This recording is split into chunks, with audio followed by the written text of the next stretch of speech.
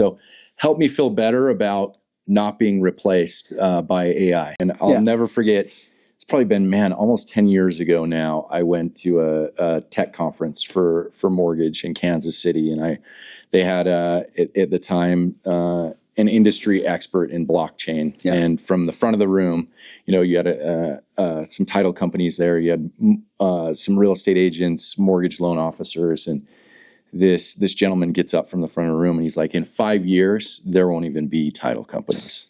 Like, it will be so sophisticated. I laugh because now we're 10 years later and we're no closer to eliminating title than ever. But I remember sitting in that room, that meeting, Jeff, and being like so nervous. Well, if they can replace title companies, like, watch out, they can replace loan officers. And I think we've heard that buzzword in AI as well, that like eventually, like, it's going to replace all of our jobs. So help me feel better about not being replaced by AI.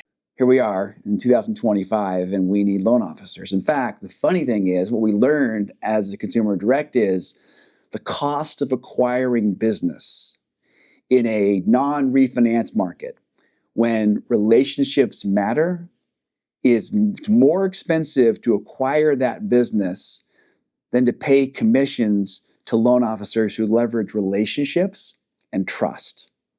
And so, in fact, the more noise there is in marketing, the more people gravitate towards a relationship. I'm also just a big believer in like the power of human connection and relationships. And like, that's not going anywhere. In fact, the more we dive in, the more we turn to AI and have all this automation, the more we kind of seek personal relationships. And so I think there's this interesting thing happening where, we're going to leverage AI to its core capacity, but those that are going to succeed are also going to figure out, how do I leverage human connection, real human connection?